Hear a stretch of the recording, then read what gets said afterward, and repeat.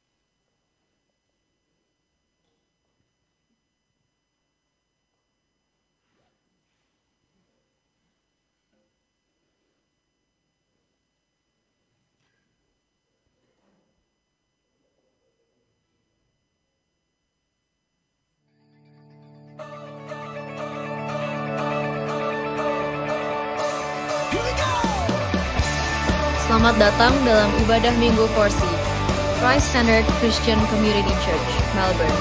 Forsi, gereja yang hidup bagi Kristus dan bagi dunia.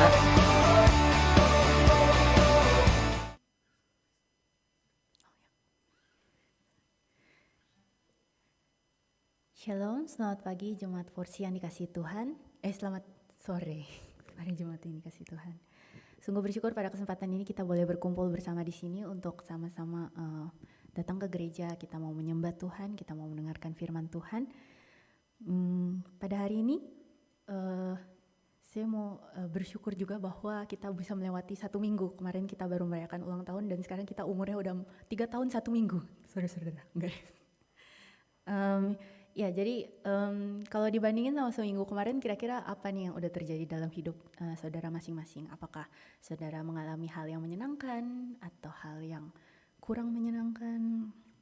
Tapi terlebih dari itu kita sama-sama percaya bahwa Tuhan itu setia, ada selalu bersama-sama dengan kita. Kekuatan Tuhan itu sungguh besar, bahwa Tuhan itu mampu mengalahkan segala perkara. Oleh karena itu kita mau sama-sama bangkit berdiri, kita mau memuji Tuhan bahwa Tuhan memiliki kuasa yang besar, kita diberikan kuasa oleh Tuhan.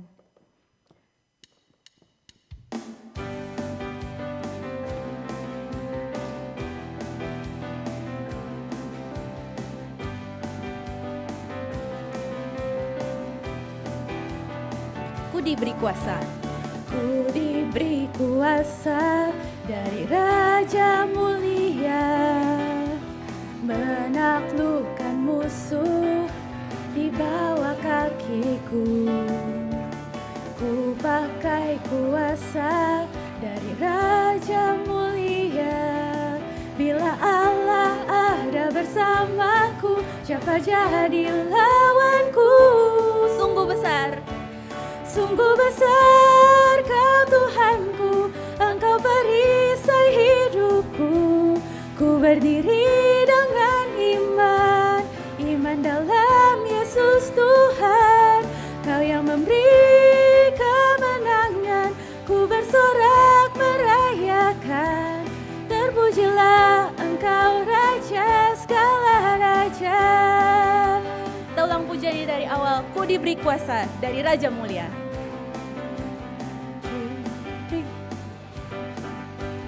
Ku mulia, menaklukkan musuh di bawah kakiku. Ku pakai kuasa, ku pakai kuasa dari Raja Mulia.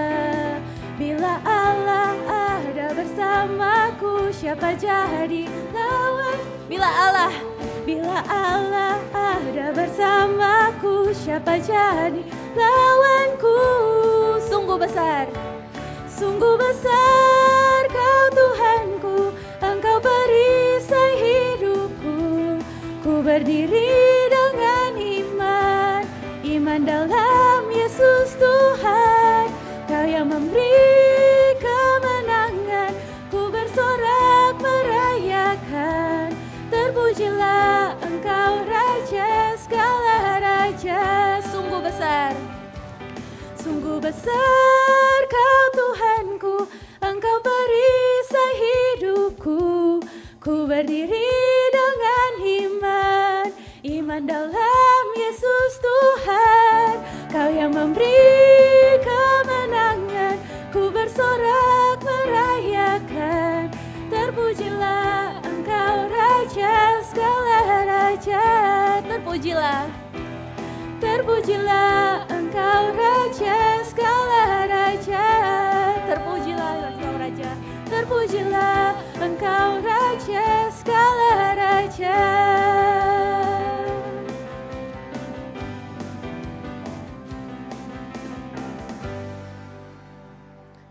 Mazmur 77 ayat 2, ayat 3 berkata, pada hari kesusahanku aku mencari Tuhan.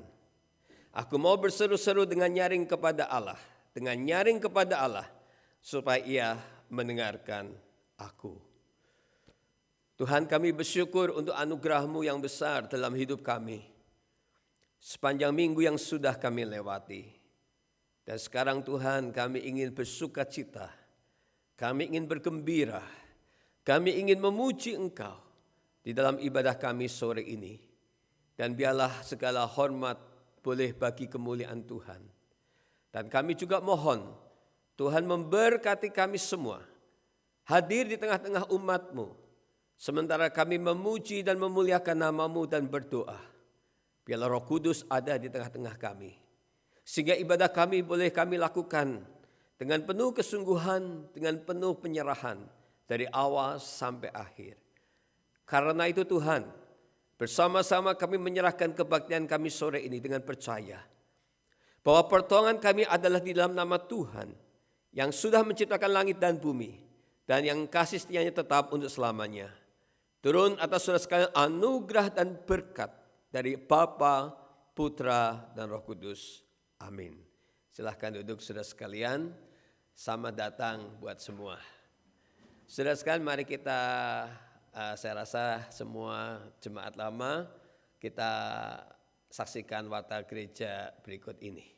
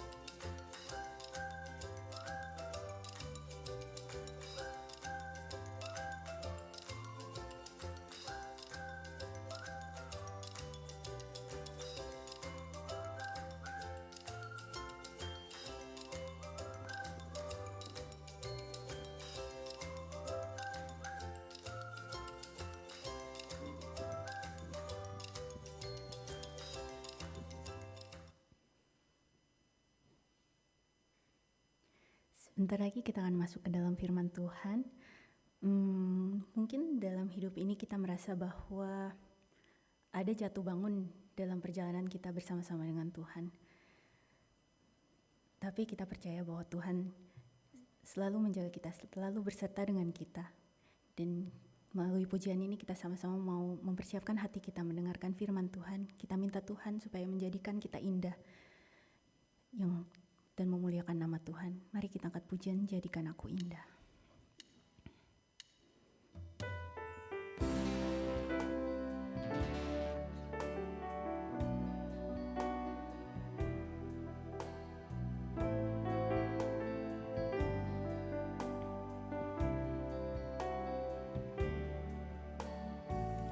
Ku datang ya Bapa.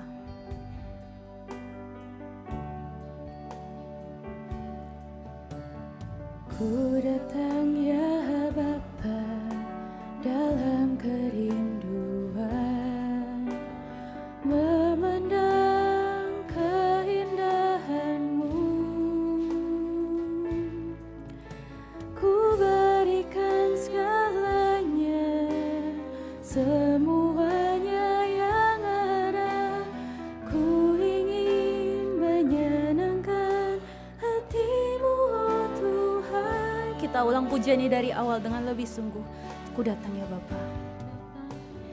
Ku datang ya Bapa dalam kerinduan, memandang keindahan-Mu.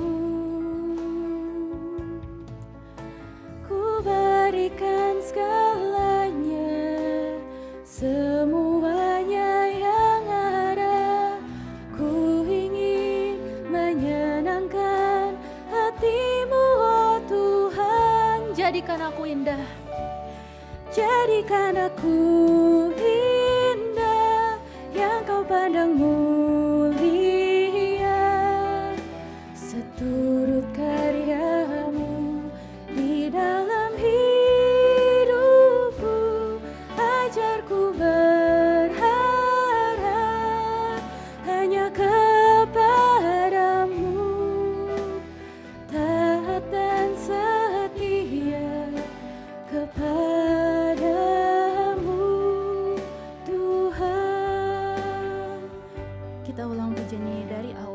datang ya Bapa.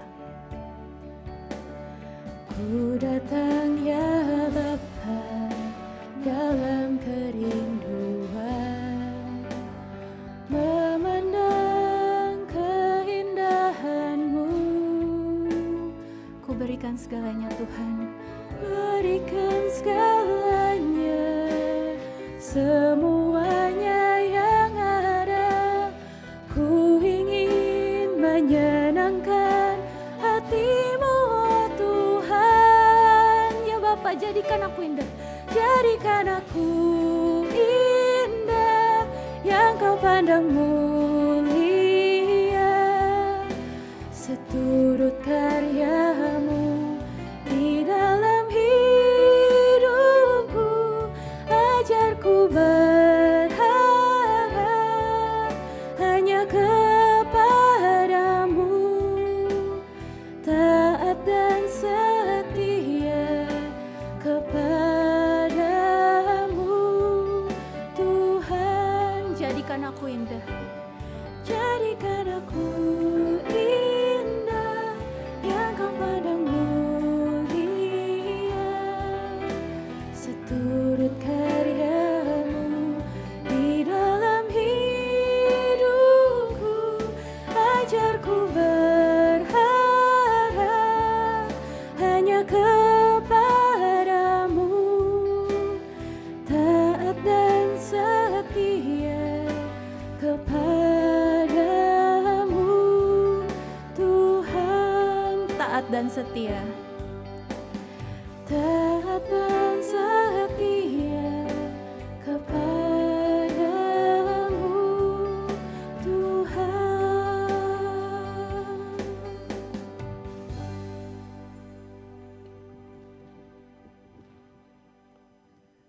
Saudara, mari kita berdoa.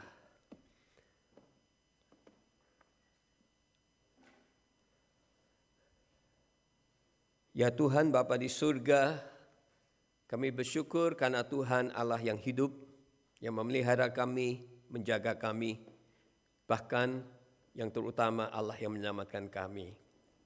Kami sekarang duduk bersama-sama ingin mendengarkan firman-Mu. Berbicaralah kepada kami ya Tuhan. Jadikan kami bejana tanah liat yang mudah dibentuk oleh sang penjunan, yaitu Tuhan sendiri. Jadikan kami orang-orang yang dengan mudah dibentuk untuk mengikuti karakter Tuhan dan hidup bagi kemuliaan nama-Mu. Terima kasih ya Tuhan. Kami menyerahkan pemberitaan firman Tuhan ini. Biarlah Roh Kudus berbicara kepada kami semua. Hanya di dalam nama Tuhan Yesus kami berdoa. Amin. Shalom Bapak Ibu sekalian. Shalom. Ya, kita mungkin harus lebih jadi dingin lagi ya. Mungkin jadi agak kaku karena udara yang dingin lagi. Sekali lagi, selamat sore, shalom.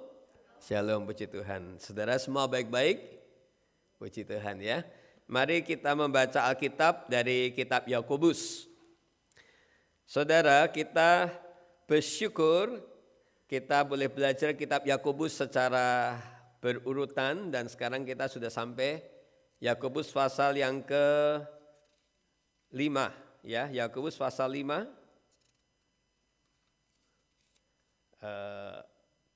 Kita membaca ayat 13 sampai dengan ayat yang ke-16 ya. Yakobus pasal 5 ayat 13 sampai dengan ayat 16. Kalau saudara bisa membaca mungkin baik untuk mengikuti ya. Mungkin saya akan membaca ayat 13. Bapak Ibu membaca ayat yang ke-14, kita sahut menyaut sampai dengan ayat yang ke-16. Tidak banyak ya. Ya, saya pikir sudah cukup besar tapi ternyata kurang besar ya. Saya akan membaca ayat 13 terlebih dahulu. Kalau lalu nanti Bapak Ibu ayat 14 kita sahut menyaut. Kalau ada seorang di antara kamu yang menderita, baiklah ia berdoa. Kalau ada seorang yang bergembira, baiklah ia menyanyi.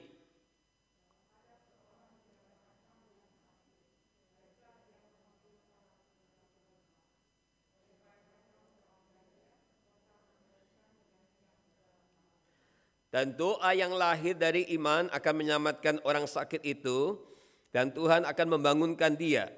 Dan jika ia telah berbuat dosa, maka dosanya itu akan diampuni. Karena itu,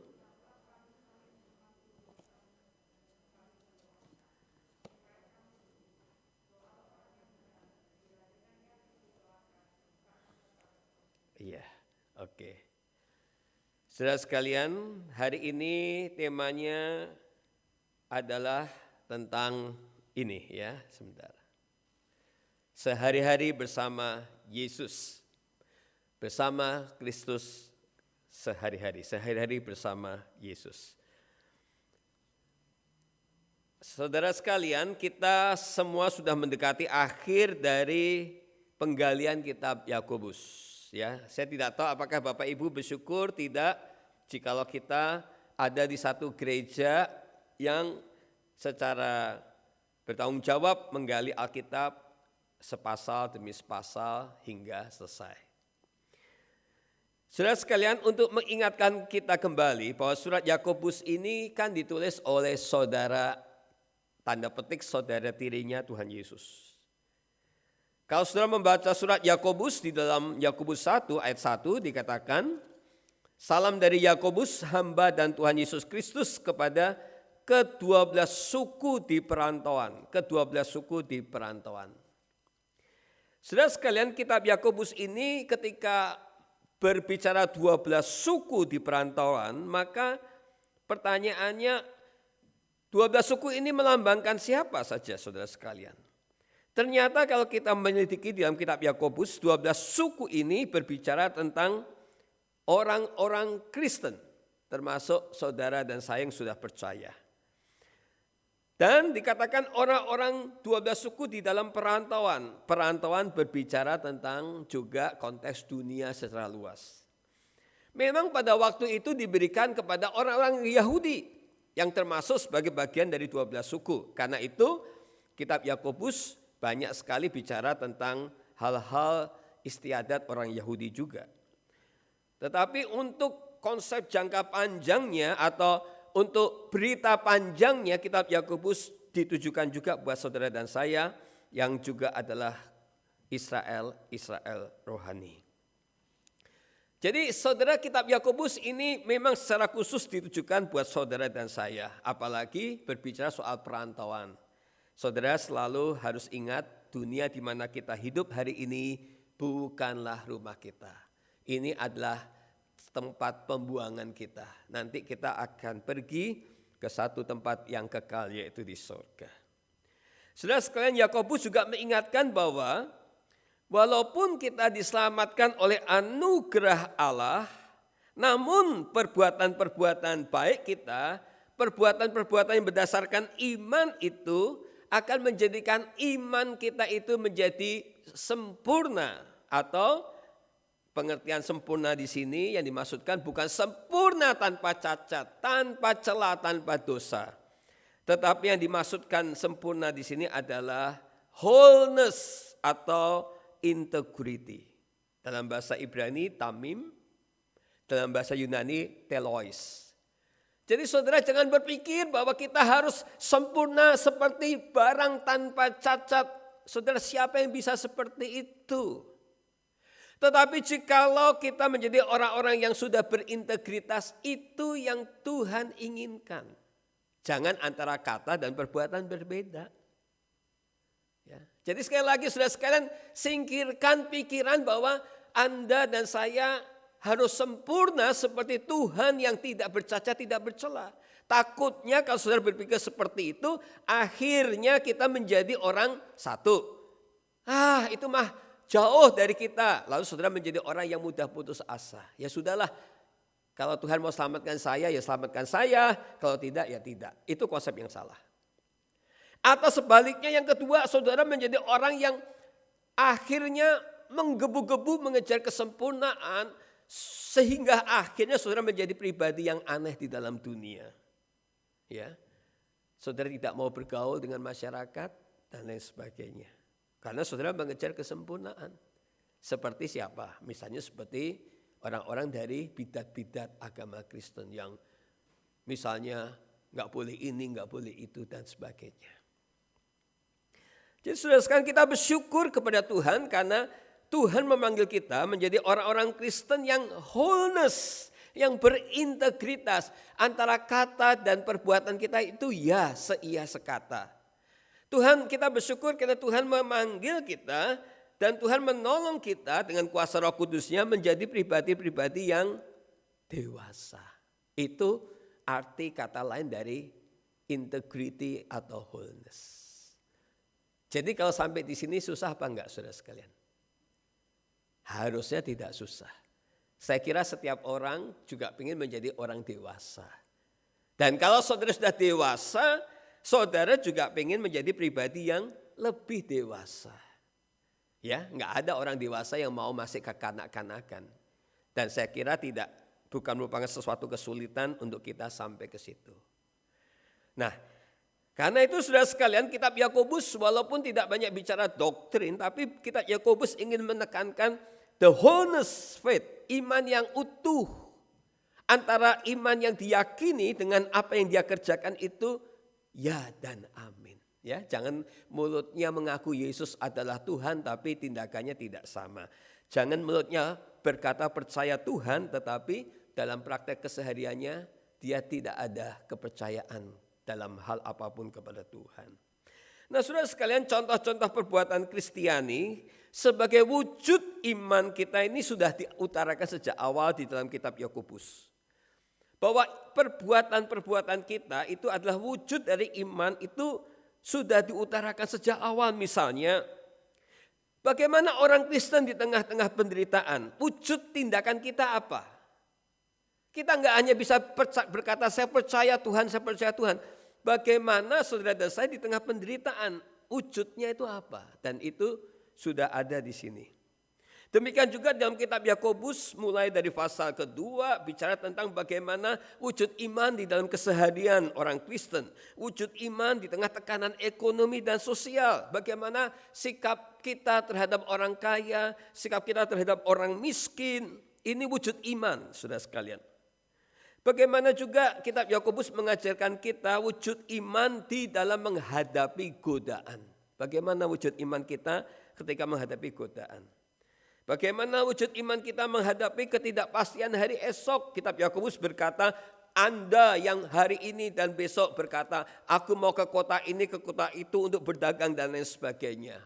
Padahal kamu tidak tahu akan hari esok. Bagaimana tindakan kita terhadap sesuatu yang kita tidak pasti. Jadi saudara sekalian, jikalau diringkas di sini maka Yakobus mengajak kita untuk ayo memberi komitmen hidup yang sepenuhnya kepada Tuhan. Ya. Iman yang dewasa adalah iman yang berkomitmen penuh kepada Tuhan.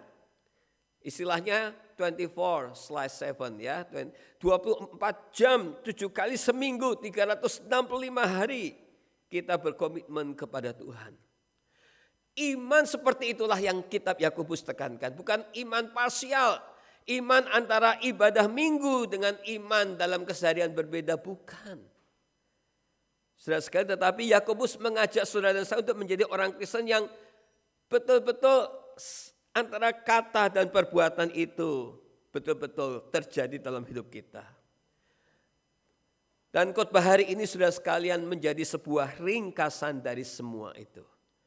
Khotbah hari ini menjadi penutup atau bukan menjadi penutup tapi menjadi sebuah ringkasan bagaimana tindakan saudara dalam penderitaan, bagaimana perbuatan saudara ketika menghadapi orang-orang yang kaya, bagaimana ketika saudara menjadi orang kaya, bagaimana wujud iman kita menghadapi ketidakpastian hidup. Nah, hari ini seperti menjadi sebuah kesimpulan dari semuanya itu.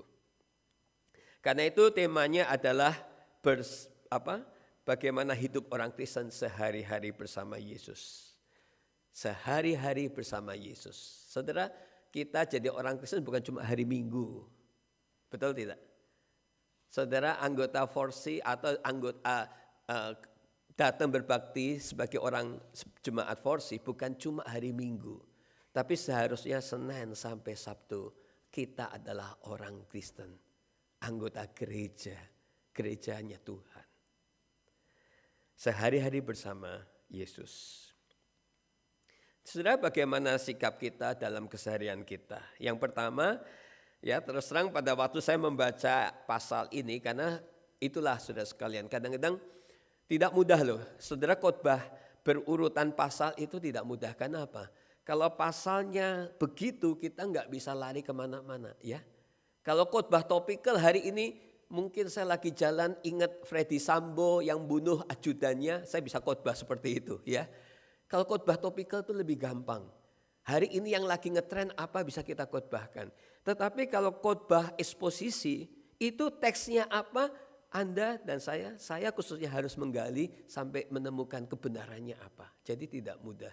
Nah, waktu saya membaca ayat ini, Clarissa bertanya, ini arahnya mau kemana? Sampai hari Jumat kemarin saya juga nggak tahu ini arahnya kemana, ya. Tapi puji Tuhan, Roh Kudus berbicara sehingga pada waktu kita menggali kita menemukan beberapa kebenaran, ya. Tema kita hari ini yaitu sehari-hari bersama Kristus. Saudara sekalian, bagaimana hidup orang Kristen sehari-hari? Yang pertama, saudara sekalian, hidup orang Kristen sehari-hari adalah berdoalah di tengah kesusahan. Ayat 13a dikatakan begini. 13a. Jikalau ada seorang di antara kamu yang menderita, baiklah ia berdoa. Sampai di situ dulu. Kalau ada di antara kamu yang menderita, baiklah ia berdoa. Saudara, kalau kita perhatikan 4 ayat ini, dimulai dengan doa, diakhiri dengan doa. Kalau kita cermati dalam perikop yang singkat ini, penuh dengan kata doa, doa, doa, doa. Yakobus memulai pesannya kepada kita, kalau ada seorang di antara kamu yang menderita, baiklah ia berdoa. Saudara sekalian, apa yang disampaikan Yakobus di sini tentu berbeda dengan kenyataan atau apa yang diperbuat banyak orang di dalam dunia ini ketika mereka menghadapi penderitaan. Saudara lihat orang-orang pada waktu mereka menghadapi kesusahan, bukannya datang berdoa, banyak orang-orang di dunia ini melakukan hal-hal yang berbeda. Ya. Nah, di sini Yakobus memberi penekanan yang berbeda. Kalau kamu susah, berdoa. Saudara, hari ini di Indonesia, saudara perhatikan ada berita yang menghebohkan ya. Saudara tahu beritanya apa? Ini kisahnya benar apa salah nomor 2, yaitu kepala divisi propamnya polisi itu menembak ajudannya karena katanya dia dengar istrinya selingkuh atau dilukai ajudan itu melakukan pelecehan seksual. Saking marahnya dia panggil ajudan itu dan dia tembak. Lagi susah, bukan berdoa, dia angkat senjata, dia tembak orang ajudannya itu. Dan sampai hari ini sudah 1 bulan, peristiwanya begitu menghebohkan tanah air. Saudara sekalian, Yakobus memberi peringatan yang berbeda dengan apa yang dilakukan banyak orang di dunia. Kalau kamu susah, berdoalah. Saudara, kalau Anda lagi sedih, lagi susah, apa yang saudara kerjakan? Apa yang disampaikan di sini tentu berbeda dengan kenyataan yang sehari-hari sering kita jumpai di tengah masyarakat. Nah, yang dimasukkan penderitaan yang di sini, saudara sekalian, bukan hanya soal menderita karena iman. Karena melayani Tuhan, karena memberitakan Injil, bukan hanya itu. Tetapi yang disebut dengan penderitaan di sini adalah yang disebut sebagai bad luck atau bad day atau ketidakberuntungan. Itu yang disebut dengan penderitaan. Saudara lihat di sini ya. Saudara sekalian perhatikan di layar ya. Ini bahasa Ibraninya adalah kakopateo. Ini yang disebut sebagai penderitaan. Dalam ayat 13, kalau ada seorang di antara kamu yang menderita, ini menggunakan kakopateo. Nah, kakopateo ini terdiri dari 2 kata, kakos yaitu buruk. Kalau bagus apa? Ini sedikit belajar bahasa Yunani. Kalau baik apa? Kalau buruk kakos, kalau baik apa? Kalos, ya. Itu ada mobil Renault itu pakai nama Kalos ya. Nah, dikatakan paco atau paco ini menderita. Jadi yang disebut dengan menderita itu kalau dia mengalami hal-hal buruk di dalam hidupnya. Ya itu apa? Ketidakberuntungan. Orang sini bilang bad luck, bad day. Kalau saudara berjumpa dengan teman di sini, mau berpisah, saudara ngomong apa? Have a good one. Have a good day. Ya, good day gitu ya. Maksudnya supaya kamu beruntung. Tetapi sering dalam hidup kita mengalami banyak ketidakberuntungan. Berapa banyak dari kita, berapa sering pada saat kita menghadapi ketidakberuntungan, kita berdoa. Tapi berapa juga banyak dari kita ketika menghadapi ketidakberuntungan, kita tidak berdoa. Tapi justru semakin tertekan, mengalami keputusasaan, kekecewaan, marah kepada Tuhan. Waktu dia merasa hidupnya tidak seberuntung orang lain, bukannya berdoa, tapi malah bertanya kepada Tuhan. Malah mempersalahkan Tuhan. Malah seolah-olah berpikir Tuhan itu tidak adil dalam hidupnya. Saudara sekalian, Yakobus berkata, itu cara orang dunia. Dan kita sebagai anak-anak Tuhan pada waktu kita menghadapi kesusahan, berdoalah. Berapa banyak hari ini saudara-saudara yang sedang menghadapi kesusahan. Sikap orang Kristen adalah berdoa. Iman yang sejati, iman yang benar pada waktu kita menghadapi kesulitan hidup. Saya mengajak saudara berdoa. Seorang ahli sejarah, saudara sekalian, bernama Eusebius, dalam buku tentang sejarah gereja atau judulnya The Church History. Eusebius ini hidup pada abad ke-4, abad ke-5 gitu saudara sekalian. Dia menyebutkan bahwa Yakobus, ya, saudara, ini apa? Saudara pernah lihat ini enggak? Saudara tolong lihat, ini apa? Apakah ini, apakah itu? Hah? Unta, ya. Saudara kalau lihat unta, lihat deh besok ya. Saudara kalau lagi ada unta, lihat. Jangan lihat apa-apanya, lihat ini. Ini apanya? Lututnya. Kenapa lututnya bisa seperti ini? Saudara tahu gak? Halo? Lututnya kenapa bisa seperti ini? Enggak tahu. Ayo sekarang pulang tanya masing-masing sama onta. Sudah lihat onta kalau lagi duduk mau kita naik atau lagi disuruh duduk supaya orang bisa naik. Ontanya bagaimana? Berlutut, saudara sekalian, dia berlutut supaya saudara naik. Makanya saudara sekalian, dan kalau dia istirahat dia juga apa? Berlutut. Makanya lihat lututnya itu seperti ada tapalnya, saudara sekalian. Ada begitu kebal, saudara sekalian.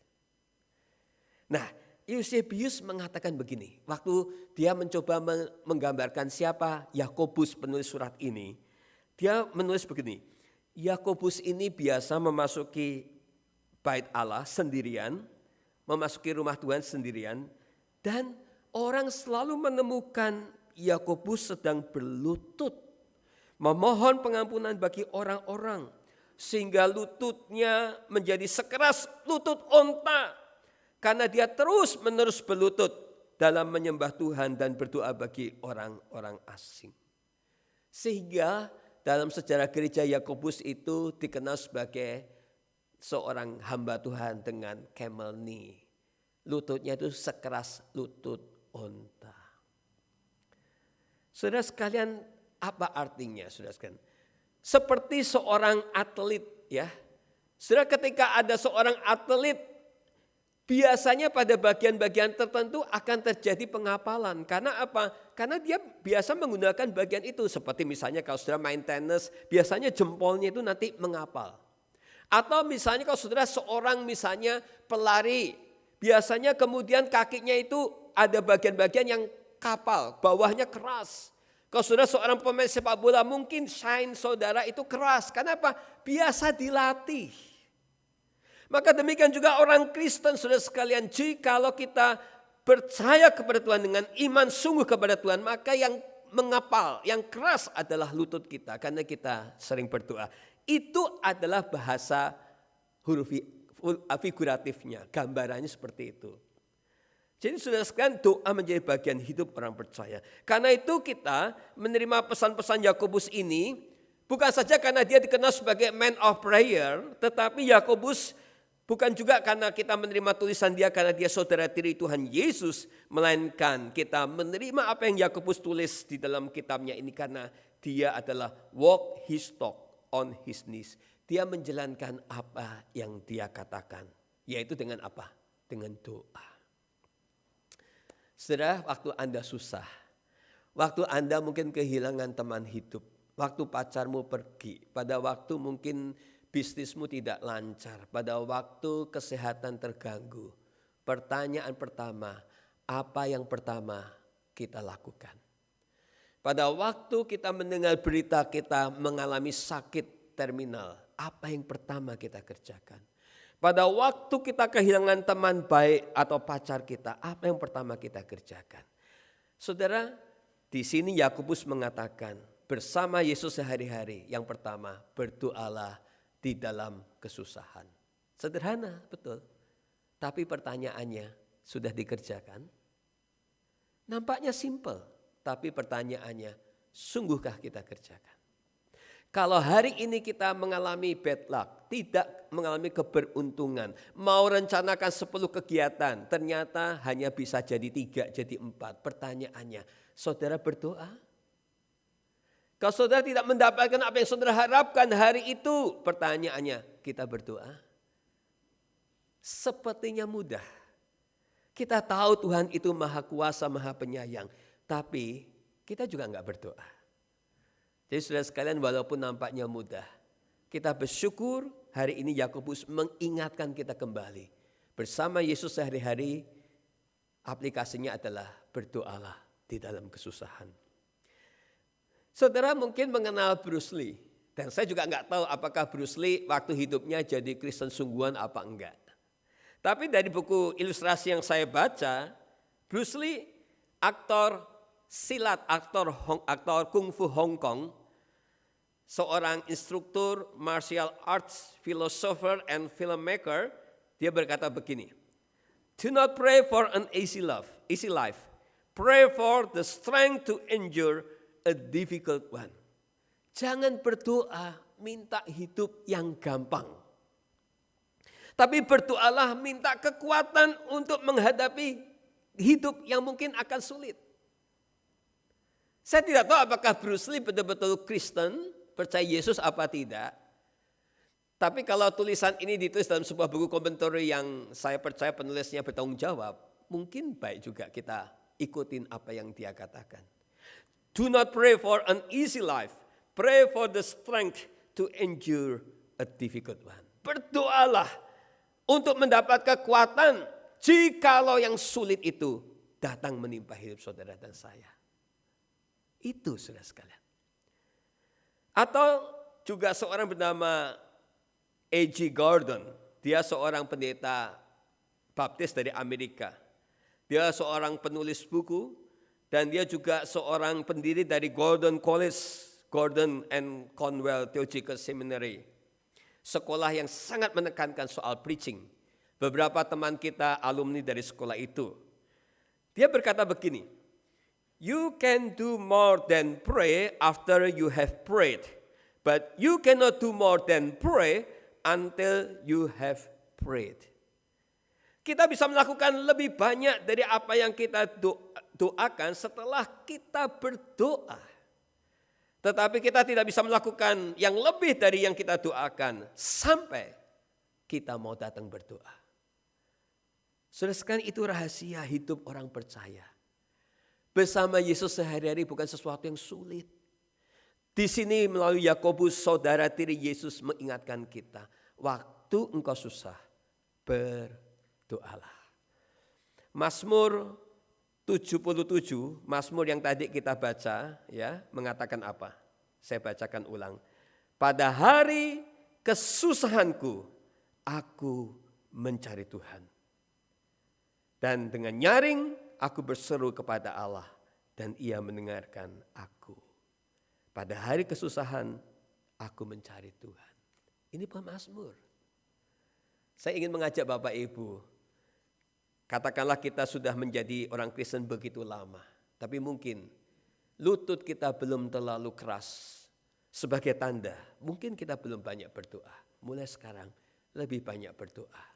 Ya walaupun tidak harus nanti saudara tunjukkan kepada saya atau saya tunjukkan kepada saudara, Pak lututku udah keras ini Pak ya. Ya. Saudara tahu nggak orang Islam kalau saudara ketemu orang yang Islam biasanya tandanya apa? Dahinya. Dahinya itu ada item-item. Kenapa item-item saudara tahu nggak? Nggak mandi? Bukan. Kenapa dahinya item-item? Karena pada waktu dia sujud dia akan sengaja menaruh kepalanya di lantai. Nah, berarti orang yang dahinya hitam-hitam itu semakin lama semakin apa? Ya dia pasti doanya makin banyak, jadi karena makin banyak kan kepalanya makin hitam dahinya ya. Nah, saudara nggak perlu juga ya pulang dari sini saudara tiap hari aduk lutut saudara diaduk-aduk ke mana ke tembok, lalu saudara minggu setahun lagi saudara, Pak ini lututku udah keras ini. Saudara, bukan itu maksud Yakobus. Maksud Yakobus adalah jadikan doa itu bagian dari kehidupan saudara. Waktu engkau susah berdoa. Jangan lari kemana-mana. Jangan bikin hidupmu makin, walaupun mungkin hanya sekedar bad luck atau bad day. Atau mungkin sekedar karena rencana hidupmu tidak terjadi dalam hari itu. Yakobus mengatakan kalau kamu orang percaya, berdoa. Kalau kamu bilang kamu bersama Yesus, berdoa. Berdoalah. Itu yang pertama. Yang kedua, saudara sekalian, perhatikan di sini. Bersama Yesus sehari-hari yaitu apa? Pujilah Allah di dalam kegembiraanmu. Bukan hanya berdoa, pujilah dalam ayat yang berikutnya dikatakan, kalau ada seorang yang bergembira, baiklah apa? Ia menyanyi. Kalau ada yang gembira, dia nyanyi. Nah, di sini memang kita masih ada situasi takut COVID ya. Jadi saudara nyanyinya juga ya. Jadi nggak kelihatan saudara ini gembira atau tidak gitu ya. WL di sini mungkin agak stres juga, ini jemaatnya ikut gembira apa enggak gitu ya. Memang begitu. Tapi anyway saya tahu hati saudara pasti bergembira. Cuma mari dong, seperti Yakobus berkata, kalau ada seorang yang bergembira, baiklah ia menyanyi. Saudara sekalian, atau terjemahan hurufiahnya, karena ada yang bilang gini, Pak saya nggak bisa nyanyi Pak. Kalau saya nyanyi ya itu semua bisa ketawa atau semua bisa lari. Saudara, oke, Anda mungkin tidak bisa menyanyi, tetapi kalau kita lihat terjemahan aslinya, dikatakan kalau ada seorang yang bergembira, baiklah ia menyanyi, dikatakan sing a praise, nyanyikan sebuah pujian. Itu bahasa Inggris ya. Dalam bahasa aslinya, kalau ada orang bergembira, nyanyikan mazmur.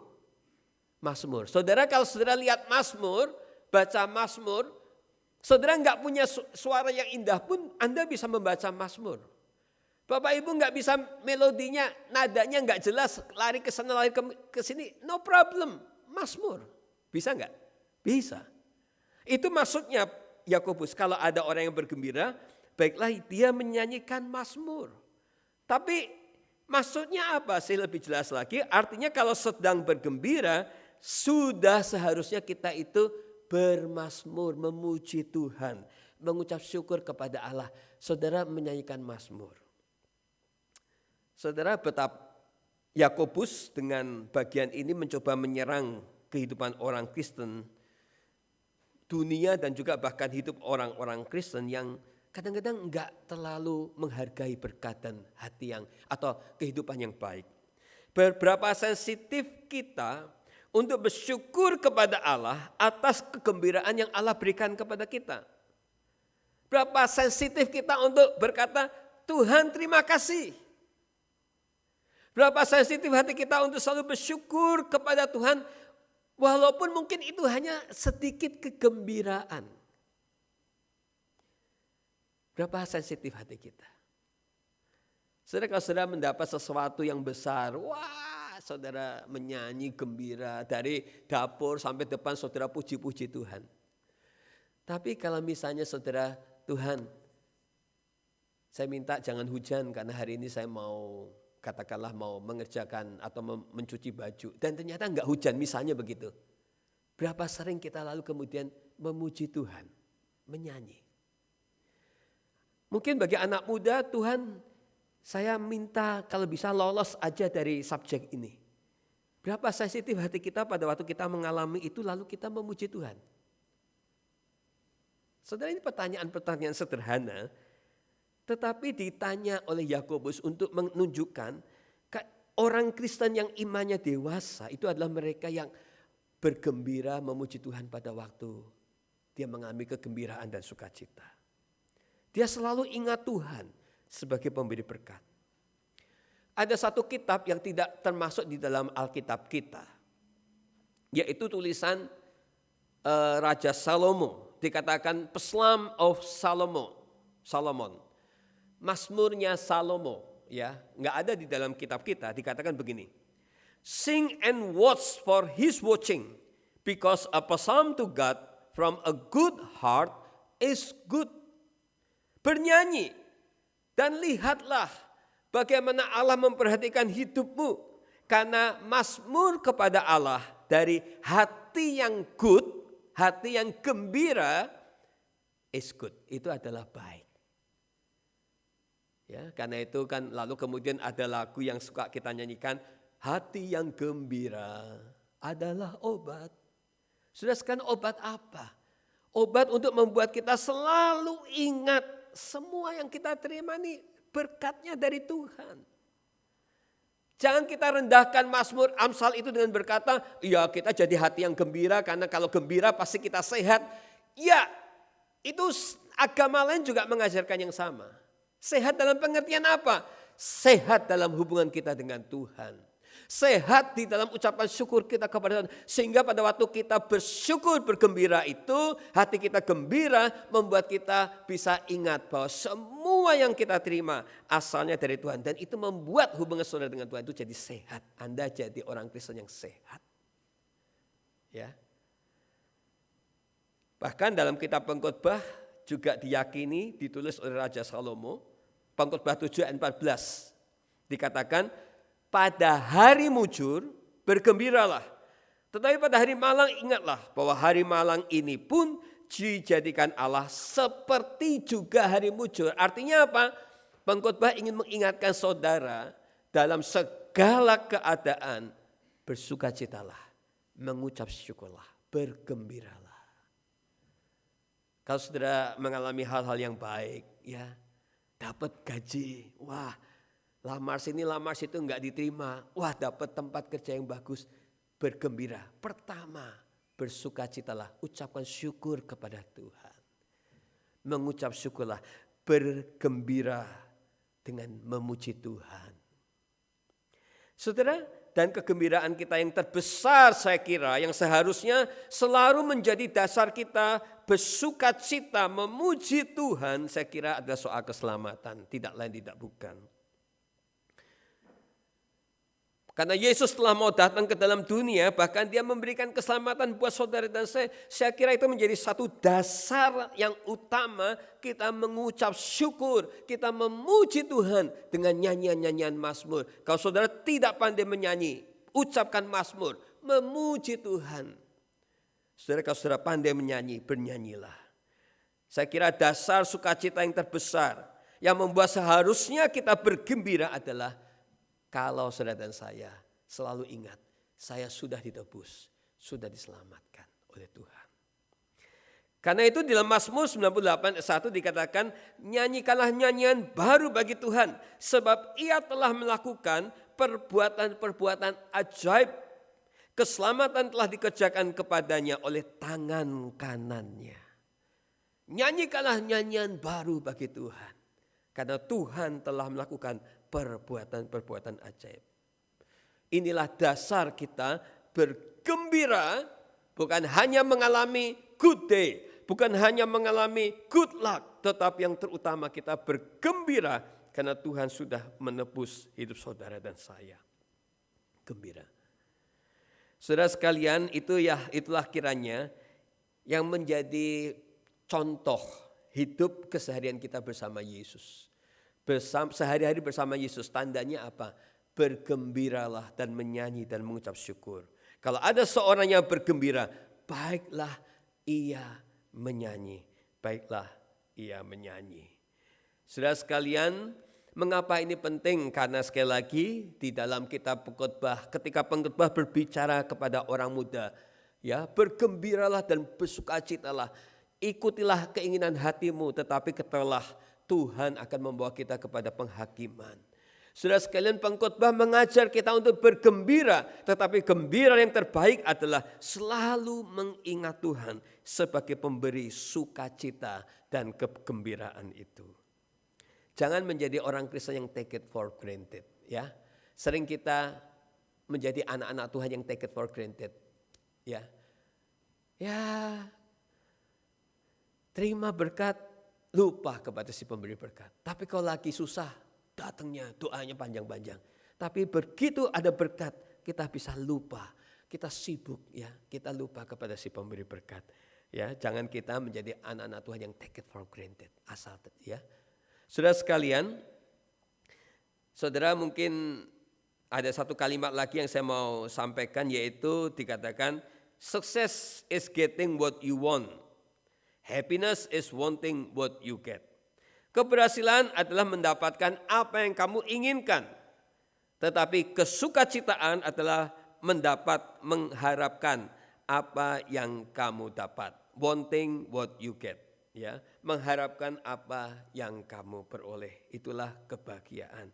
Biarlah di dalam hidup kita selalu bersukacita di dalam segala keadaan, termasuk, ya, sepertinya mudah, Pak. Saya tahu saya selalu bergembira, tapi pertanyaannya, kapan saudara bersukacita memuji Tuhan walaupun untuk $1-2 yang saudara terima sebagai berkat dari Tuhan? Kapan kita bersukacita walaupun untuk nafas pagi yang saudara bisa hirup pada waktu saudara bangun pagi? Kapan saudara dan saya bersukacita untuk hal-hal itu? Mungkin kita sudah lama tidak lakukan. Mari kita lakukan kembali. Itulah arti bersama Yesus sehari-hari. Nah, yang ketiga, saudara sekalian, yang ketiga yaitu, enggak ada. Enggak ada ya. Ketinggalan ya. Oke. Ya, yang ketiga ketinggalan di sini yaitu carilah Tuhan di dalam ketidakmengertian hidupmu. Ayat 14 sampai 15. Saudara perhatikan ya, tolong saudara lihat. Kalau ada seorang di antara kamu yang sakit, mungkin kepada Alkitabnya aja dibukakan. Kalau ada seorang di antara kamu yang sakit, baiklah ia memanggil para penatua jemaat. Ya, saudara lihat di sini, mari tolong. Di sini dikatakan kalau ada seorang di antara kamu yang sakit, baiklah ia memanggil para penatua jemaat supaya mendoakan serta mengoleskannya dengan minyak dalam nama Tuhan. Ayat 15. Dan doa yang lahir dari iman akan menyelamatkan orang sakit itu, dan Tuhan akan membangunkan dia. Jika ia telah berbuat dosa, maka dosanya itu akan diampuni. Ya, saudara sekalian, soal dosa dan sakit itu topiknya luas. Kita akan bahas di dalam topik yang berbeda, tentunya nggak cukup waktunya. Tetapi sekarang kita fokus kepada ayat 14. Kalau ada di antara kamu yang sakit, panggil penatua. Ya, saudara bingung nggak ya? Saya sendiri bingung. Waduh, ini artinya apa ya? Saya berdoa. Waktu saya sampai pada ayat ini saya bertanya, apa sih yang Alkitab mau bicarakan tentang sakit penyakit, tentang memanggil penatua, ya? Apa? Ya, kalau saudara penatua di gereja ini baca ayat ini jadi takut jadi penatua enggak? Kalau ada di antara kamu yang sakit, panggil penatua. Wah, kalau saudara adalah penatua jemaat di gereja ini, kira-kira ngeri enggak saudara? Pak, jam 1 pagi, Pak saya sakit Pak. Ya, ini yang pergi harus penatua loh, bukan pendeta loh. Ya, di sini dikatakan kalau ada seorang di antara kamu yang sakit, baiklah ia memanggil para, bukan ke pendeta, para. Nah, saya aman ya. Jadi panggillah penatua gereja ini. Enggak begitu ya. Jadi waktu saya merenungkan ayat ini, apa sih ayat ini mau bicara? Dan ayat ini ada satu-satunya ayat yang sepertinya berbicara, satu-satunya ayat di dalam Alkitab yang berbicara tentang prosedur ketika orang mengalami sakit penyakit ya. Sepertinya begitu ya. Kalau kamu sakit, panggil penatua. Pertanyaannya, apakah hanya bicara soal kalau kamu sakit panggil penatua itu saja prosedurnya? Saudara sekalian, Mari kita lihat, ada dua hal yang patut kita perhatikan. Yang pertama memanggil penatua, yang kedua mengoleskan dengan minyak. Saudara sekalian, apa arti dua hal itu? Langsung orang berkata, Pak, kalau gitu kita harus apa-apa pakai minyak, Pak, gitu ya. Beli mobil supaya laku atau jual mobil supaya laku, ya mobilnya dikasih minyak dulu, Pak, dioles-oles minyak. Kita doakan, olesi minyak supaya mobilnya laku. Ya bisa begitu juga ya. Tapi saudara sekalian, apa artinya? Satu, ketika seorang, perhatikan, memanggil penatua jemaat untuk berdoa. Pertanyaannya, saudara panggil penatua itu kalau saudara sedang sakit. Panggil elders untuk berdoa buat saudara. Syarat apa yang saudara harus punya waktu saudara mau panggil dia? Apa syaratnya? Hah? Iman, betul. Lah kalau saudara nggak punya iman, ngapain panggil elders? Maka ayat 15 berkata, doa yang lahir dari iman. Buat apa kita panggil penatua kalau di dalam diri kita sendiri nggak punya iman, nggak punya keyakinan bahwa kuasa Allah itu akan bekerja menolong kita melalui para elders. Betul? Buat apa saudara panggil elders kalau saudara mau didoakan? Kamu sakit apa? Sakit punggung mau didoakan? Nggak usah deh Pak, saya sudah nggak perlu didoakan. Ngapain juga? Mau didoakan nggak? Bisa sembuh? Iya ya Pak, tapi saya nggak yakin Tuhan bisa kerjakan. Ya buat apa juga? Jadi saudara sekalian, ini yang pertama. Dan yang kedua, ketika seseorang memanggil para penatua untuk berdoa, maka di dalam hatinya harus ada apa? Kerelaan untuk mendengar suara Tuhan yang mungkin disampaikan melalui para penatua. Karena sering pada waktu kita sakit, pikiran kita itu enggak jernih. Sering kita pada waktu sakit kita tidak bisa mengambil keputusan dengan tenang. Pada waktu kita sakit kita kalut, saudara, apalagi kita mendengar penyakit terminal. Kita mendengar berita buruk tentang hidup kita menjadi tidak tenang, saudara sekalian. Kita sulit mengambil keputusan yang jernih. Itu sebabnya pada waktu kita memanggil penatua untuk datang, kita harus punya kerelaan untuk mendengar suara Tuhan. Siapa tahu Tuhan memakai para penatua untuk berbicara dan membuat kita itu bisa jernih melihat kesulitan hidup kita. Kita bisa jernih melihat, oh ya, dalam sakit ini saya harus mengerjakan ini. Penatua bisa dipakai Tuhan, gembala bisa dipakai Tuhan untuk menyampaikan itu. Betul tidak?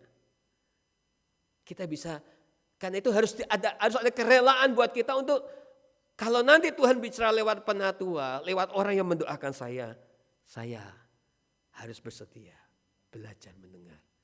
Berapa banyak orang pada waktu menghadapi kesulitan, sakit penyakit, mendapat berita, mengalami penyakit terminal, mengalami kesusahan hidup dalam bisnis dan sebagainya. Pikirannya kan kalut. Pikirannya enggak jernih. Semua cara diambil. Semua minum ini ya minum ya. Ujung-ujungnya sembuh enggak? Ya enggak sembuh. Kacau saudara sekalian. Ini loh bagus, kita beli. Ini loh bagus, kita beli. Saudara, mungkin dengan penatua datang, penatua bisa dipakai Tuhan untuk berbicara. Jadi ketika ada saudara minta penatua, seseorang berdoa buat saudara, harus ada kerelaan untuk mendengar suara Tuhan juga lewat mereka. Yang ketiga, apa kaitannya dengan mengoleskan minyak sekarang saudara sekalian? Saudara, memang walaupun pada zaman itu tentu tingkat kepandaian orang di dalam pengobatan tidak secanggih zaman sekarang ya. Zaman sekarang begitu banyak penemuan dalam dunia medis, dalam dunia farmaceutical, dalam dunia obat-obatan.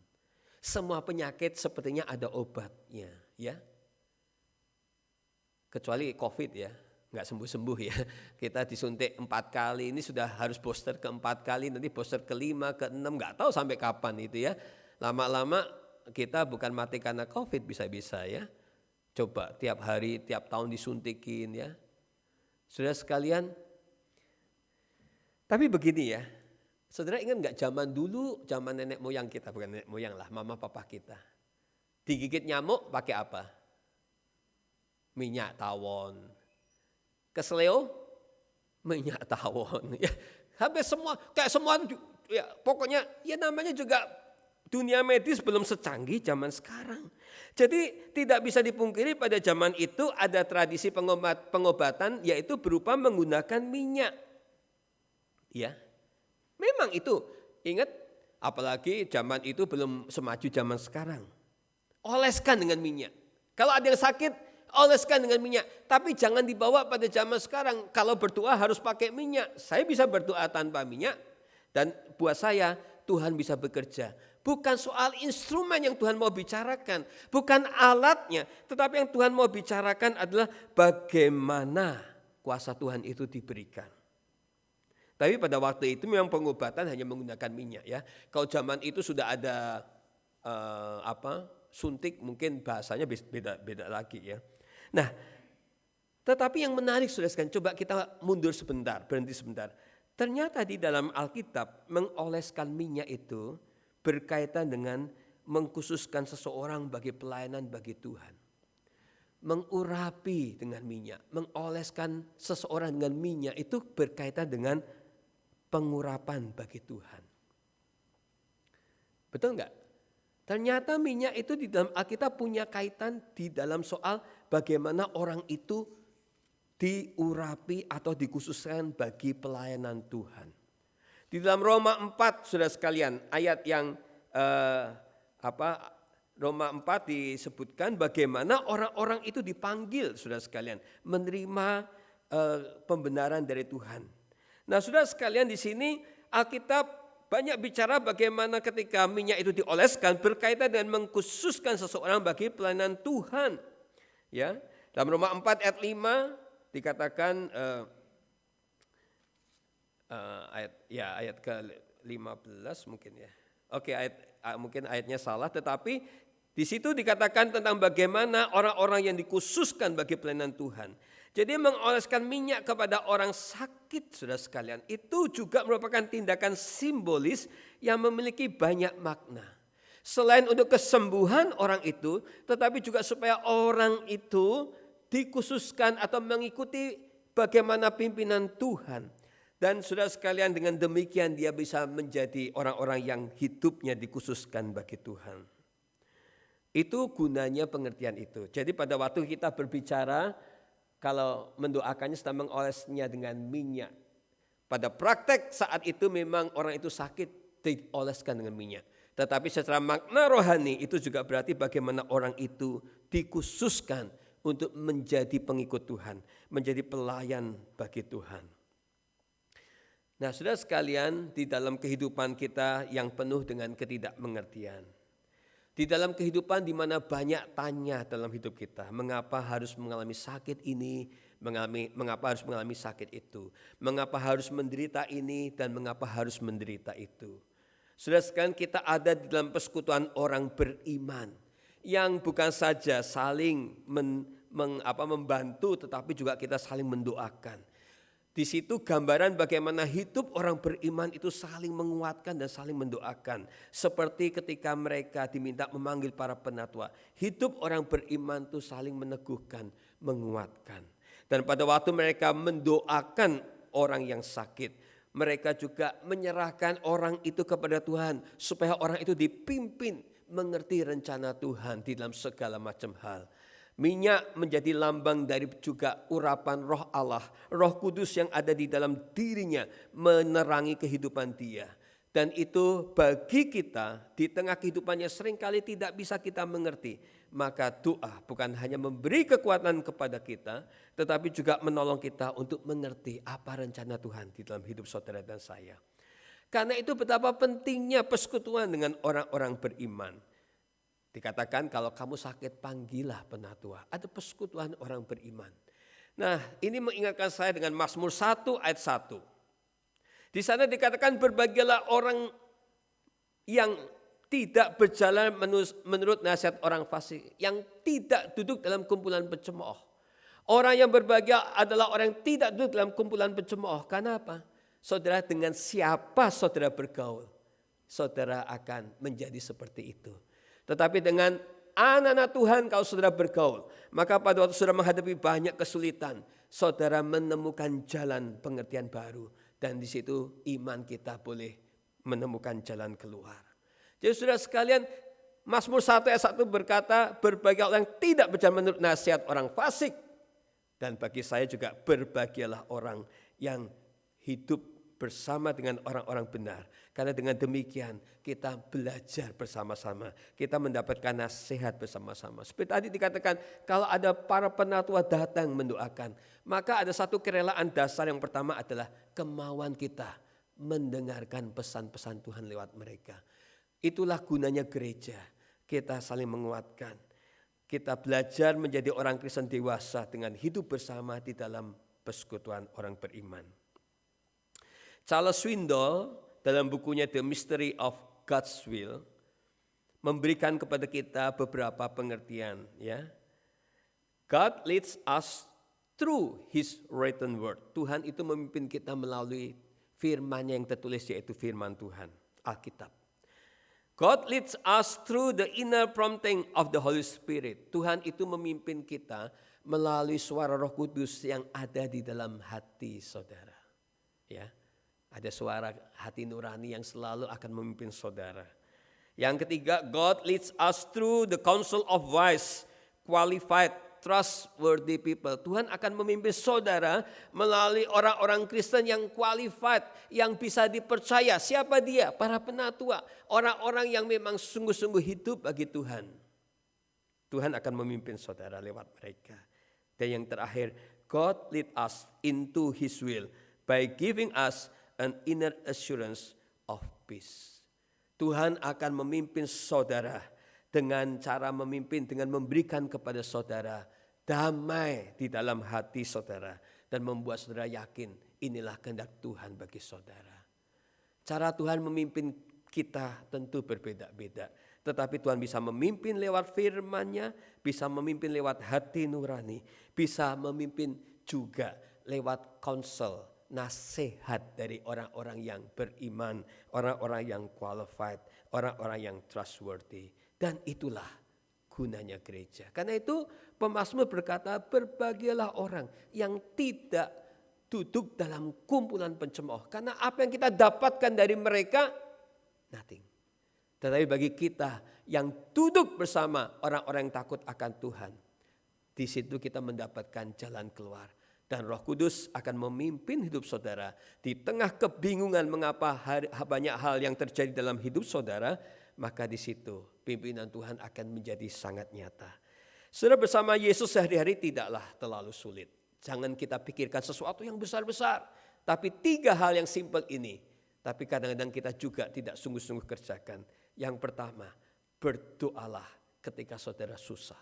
Yang kedua, bergembiralah, memuji Tuhan pada waktu Anda bersuka cita. Pujilah Tuhan. Dalam hal-hal yang kecil sekalipun, jangan anggap itu take it for granted. Bersuka cita, pujilah Tuhan. Dan yang ketiga, yang terakhir, carilah Tuhan. Carilah Tuhan di dalam ketidakmengertian hidup saudara. Melalui anggota seiman di gereja. Dan melalui penyerahan hidup saudara kepada pimpinan Roh Kudus.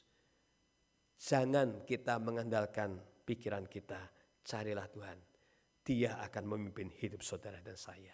Kiranya Tuhan menolong saudara dan saya supaya sehari-hari kita selalu bisa bersama dengan Tuhan. Mari kita berdoa. Tuhan, kami bersyukur kepadamu karena Tuhan mengajar kami sesuatu yang simple tetapi yang selama ini mungkin sudah kami sering lupakan. Tuhan, karena itu Tuhan beri kami dorongan untuk mau lebih rajin berdoa. Memang Tuhan, banyak orang dengan mudah berkata, ya kalau saya susah saya pasti berdoa. Ya kalau itu sesuatu yang besar. Tetapi kadang-kadang dalam masalah-masalah kecil yang kami anggap beban hidup yang kecil, kami kadang-kadang anggap remeh. Kami pikir kami bisa mengatasi itu. Semakin kami berusaha, maka yang terjadi semakin beban itu menumpuk dan membuat kami under pressure dan akhirnya tidak ada sukacita di hati kami. Tuhan, kami mau selalu ingat kepada Tuhan. Dalam keseharian kami mau berdoa. Dalam keseharian kami mau memuji Tuhan. Kami tidak mau take it for granted untuk sukacita yang kami punya, yang kami peroleh. Walaupun itu kesannya sepele, walaupun itu kesannya sehari-hari memang kami selalu alami. Tapi kalau itu memberikan sukacita buat kami akan selalu memuji Tuhan kepada Engkau yang adalah pemberi semuanya. Dan Tuhan tolong kami untuk selalu mencari Tuhan di dalam segala kebingungan kami. Bisa melalui firman-Nya, bisa melalui doa, tetapi juga bisa melalui orang-orang yang percaya. Kadang-kadang di tengah kebingungan, sakit penyakit yang berat, di tengah kesusahan yang tinggi, kadang-kadang kami tidak bisa berpikir jernih. Itulah sebabnya kami perlu orang-orang seiman, saudara-saudara seiman, untuk mendoakan kami, tetapi juga untuk memberikan konsel supaya kami mengerti apa yang Tuhan mau.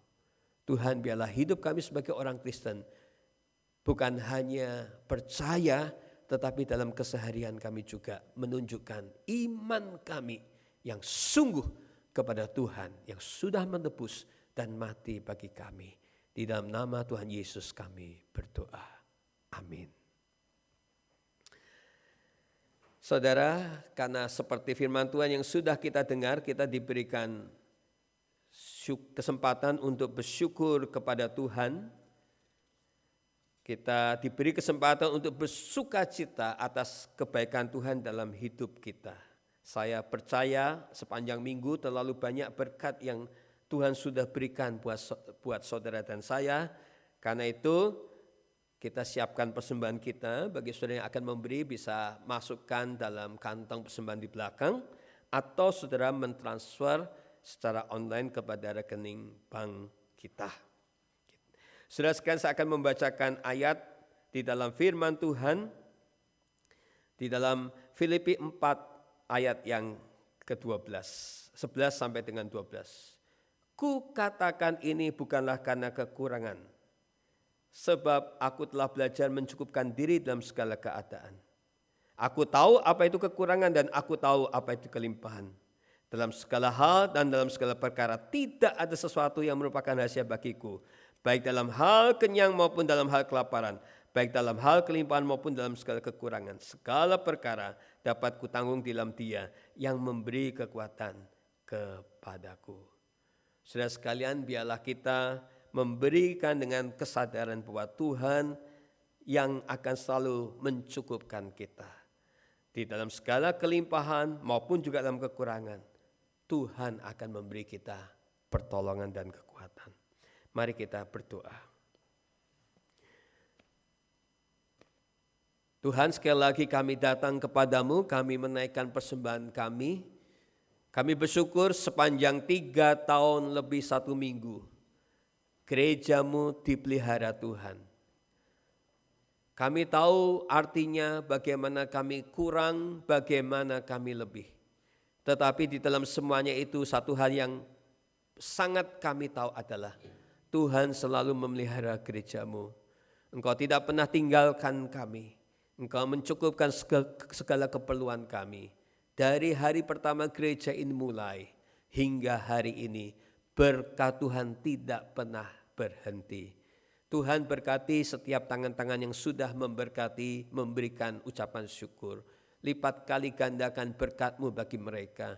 Dan biarlah mereka bukan hanya, atau kami bukan hanya mempersembahkan uang kami, tetapi biarlah kami punya kerinduan mempersembahkan hidup kami kepada Tuhan. Karena Tuhan sudah terlebih dahulu memberi yang terbaik, yaitu anak-Mu yang tunggal bagi kami semua. Hanya di dalam nama Tuhan Yesus kami berdoa dan mengucap syukur. Amin. Selamat memberi, saudara sekalian.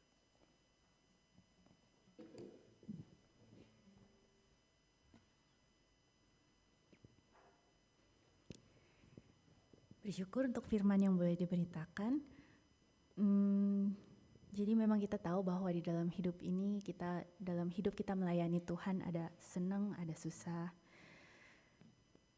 Jujur aja kalau saya boleh cerita, sebenarnya saya perlu minta maaf sama Tuhan, minta maaf juga sama Payo, minta maaf sama pemusik, sama jemaat sekalian. Kalau hari ini saya pelayanannya kurang persiapan.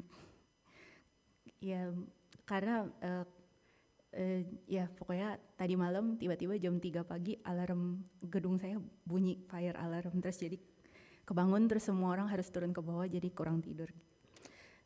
Ya jujur aja saya nggak ngerti gitu, kenapa Tuhan bisa hari itu besoknya mau pelayanan, terus tiba-tiba dia mengizinkan tetangga saya ada yang masak roti malam-malam jam 3. Lalu kemudian dia gosong rotinya dan akhirnya nyalain fire alarm dan semua harus turun jam 3 pagi. Itu cerita saya kalau dalam melayani Tuhan. Tapi saya mau mengajak para jemaat sekalian untuk merenungkan dalam hidup ini melayani Tuhan, baik di gereja maupun di tempat kerja ataupun di sekolah, di dalam studi, ataupun dalam relationship dengan pasangan, dengan keluarga, dengan saudara-saudara, ataupun dengan orang tua masing-masing. Apakah ada hal yang tidak engkau mengerti dalam hidupmu yang sedang terjadi? Lukas 11 ayat 11-13 mengatakan bahwa Bapa manakah di antara kamu, jika anaknya minta ikan daripadanya, akan memberikan ular kepada anaknya itu ganti ikan? Atau jika ia minta telur, akan memberikan kepadanya kalajengking? Jadi jika kamu yang jahat tahu memberi pemberian yang baik kepada anak-anakmu, apalagi Bapamu di surga, ia akan memberikan Roh Kudus kepada mereka yang memintanya. Mungkin dalam hidup ini kita tidak mengerti apa yang terjadi dalam hidup kita, tapi kita tahu bahwa Tuhan ada selalu berserta kita. Dia akan memberikan Roh Kudusnya kepada kita untuk memberikan kita kekuatan menjalani hari-hari. Mari kita sama-sama bangkit ke diri. Kita mau mengakhiri ibadah pada hari ini dengan mengangkat pujian Pelangi Kasih Tuhan.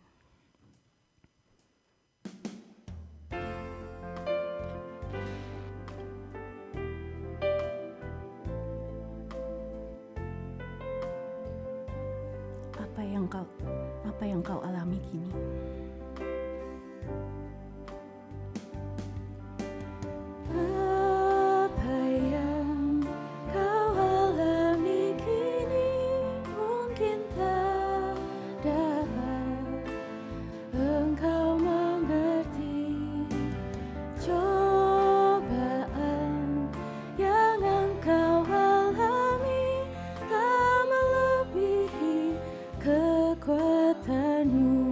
Yang kedua, Tuhanmu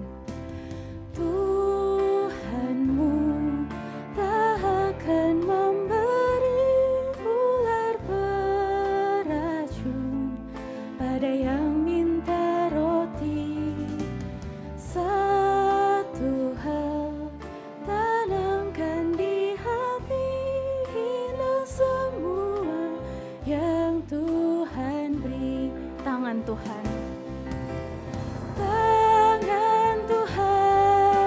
sedang merendah suatu karya yang agung mulia.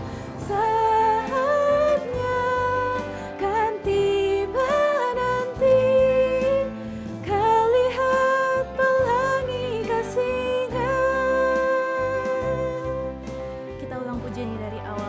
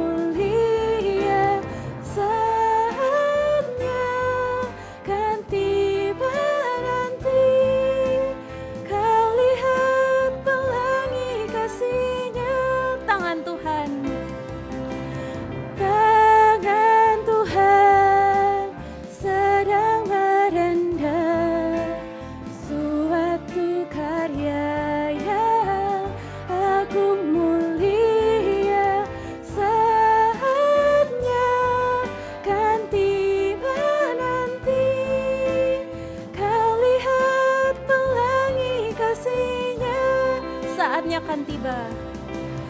Saatnya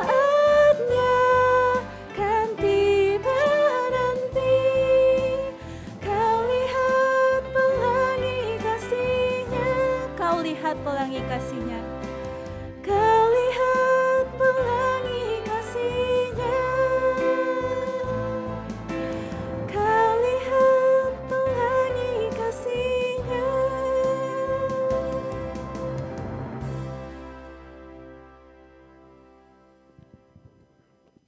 Bapa di surga, kami saat ini berdoa bagi saudara kami, khususnya yang sedang menghadapi kesusahan fisik, sakit penyakit. Kami mengingat untuk Tante Yuyu, Tuhan kiranya Engkau jamah dia, Tuhan tahu bagaimana menyembuhkan dia. Kami percaya Tuhan Kau beri kekuatan dan juga kepandaian para dokter untuk menyembuhkan Tante Yuyu. Kami juga berdoa untuk orang tua mama dari Emily. Tuhan kiranya Engkau yang menjamah, beri kesembuhan, dan kami percaya Tuhan akan menyatakan kesembuhan itu melalui dokter, melalui obat-obatan. Kami percaya doa dengan iman sungguh besar kuasanya. Kami juga berdoa Tuhan buat saudara kami yang lain. Mungkin itu anak kami, mungkin itu siapapun juga yang sedang menghadapi sakit Tuhan. Tuhan kiranya Engkau yang berikan kuasa-Mu, nyatakan kuasa-Mu Tuhan buat mereka.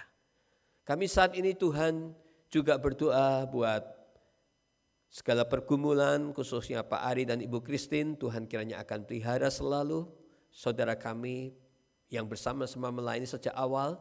Dimanapun Tuhan Engkau akan menempatkan dia, Tuhan terus memberkati dia, memberkati mereka. Dan kami juga menyerahkan bangsa Indonesia, Tuhan tidak lama lagi akan merayakan HUT kemerdekaan pada tanggal 17 Agustus mendatang. Tuhan tolong, Tuhan berkati, supaya pemimpin masa depan adalah orang-orang yang seperti Bapak Presiden Joko Widodo, hatinya bersih dan memiliki kesungguhan untuk melayani bukan untuk dilayani. Tuhan kiranya Engkau memberkati tahun depan, kalau tahun pemilu terjadi, biarlah semuanya berjalan dengan lancar. Kami ingin negara kami makin hari makin maju dan menjadi berkat bukan hanya untuk Indonesia, tapi untuk dunia di sekitarnya. Kami juga berdoa bagi Australia, Tuhan tolong berkati bangsa dan negara kami juga. Khususnya Tuhan supaya masa depan Australia boleh makin hari makin cerah dan banyak industri-industri baru yang bisa dikembangkan. Dan Australia menjadi negara yang memberikan kemakmuran lebih lagi buat rakyat dan penduduknya. Kami juga berdoa buat orang tua dan jemaat Tuhan yang sedang mencari visa. Tuhan Engkau tolong, Engkau berkati. Tuhan kami bersyukur beberapa orang tua student juga sudah datang. Dan kami juga terus berdoa supaya mereka dan jemaat yang sedang mengurus visa baik untuk PR maupun untuk student yang akan melanjutkan studi, Tuhan kiranya semua boleh mendapatkan kelancaran. Kami mohon ini Tuhan di dalam nama Tuhan Yesus. Karena kami tahu Tuhan manusia hanya bisa berusaha. Karena itu kami hanya menitipkan masa depan kami kepada Tuhan. Tuhan kami menyerahkan hidup kami semuanya. Dan kami juga bersyukur untuk student-student yang beberapa hari lalu sudah diwisuda. Seperti Nathan, seperti juga teman-teman yang lain Tuhan yang kami kenal, Tuhan Kau kiranya berkati. Supaya masa depan mereka lebih baik, lebih indah. Dan mereka menjadi alat untuk memuliakan nama-Mu juga. Terima kasih Bapa, kami menyerahkan perjalanan hidup kami selanjutnya di minggu yang baru. Apapun yang terjadi kami percaya Engkau selalu memberikan yang terbaik bagi kami. Inilah doa sembahyang kami yang kami naikkannya di dalam nama Tuhan Yesus. Saudara sekalian, bukalah hati dan terimalah berkat. Kiranya anugerah damai sejahtera dari Allah Bapa, cinta kasih-Nya yang abadi dari Yesus Kristus, persekutuan yang tidak pernah putus-putusnya dari Allah Roh Kudus, menyertai hidup saudara sekarang bahkan sampai selama-lamanya. Sepanjang jalan Tuhan memberkati saudara. Amin. Mari kita memuji Tuhan. Terima kasih Yesus, Terima kasih Yesus, ku beri syukur hanya bagimu, ya Allahku, ya Tuhanku. Terima kasih Yesus, terima kasih Yesus, ku beri syukur hanya bagimu, ku beri syukur hanya bagimu, ku beri syukur hanya bagimu. Terima kasih Yesus.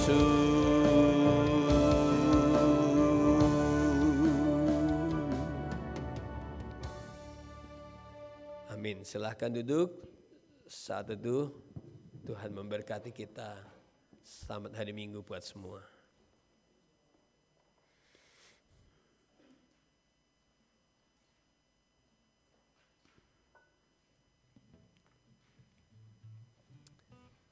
Ya, mari kita sebelum berdiri, nampaknya kita juga bersyukur ya. Ini ada Nathan ya, kemarin wisuda ya. Ya, Nathan boleh berdiri. Ya, kita tepuk tangan buat Nathan yang sudah wisuda. Oke, dan kita juga, mari kita berdiri bersama-sama, kita berikan salam satu sama lain ya. Tengok kanan, tengok kiri. Happy Sunday semuanya, happy Sunday. Oke. Juga, lupa, silakan duduk sebentar. Selamat datang juga buat Pak Budi dan Ibu Ina. Ya, mereka orang tua dari Nathan dan Tania yang datang untuk wisuda. Dan Pak Budi dan Ibu Ina juga orang yang pertama pada hari pertama gereja kita mulai bersama-sama juga berbakti di sini ya. Ini sudah 3 tahun mereka bisa datang kembali ke Melbourne, puji Tuhan. Selamat datang Bapak dan Ibu, Tuhan memberkati. Oke.